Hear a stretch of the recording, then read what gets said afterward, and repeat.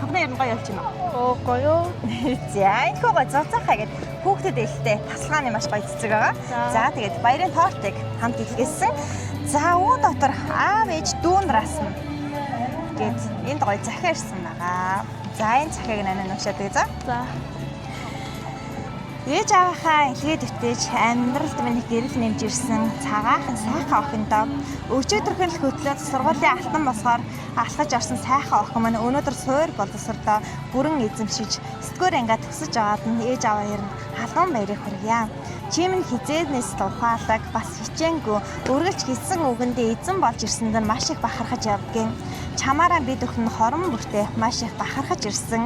Амьдралын чин дараагийн шинэ удас ахлах ангийн он жилүүд нь улам их мэдлэг, урам зориг, нандин нөхөрлөөр дүүрэн байх болтугай.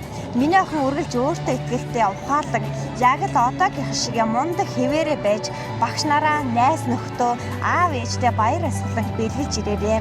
Мөнгө анхны баярын мэндийг дахин дэвшээлээ. Чамдаа хязгааргүй ихэр хайртай шүү гэж.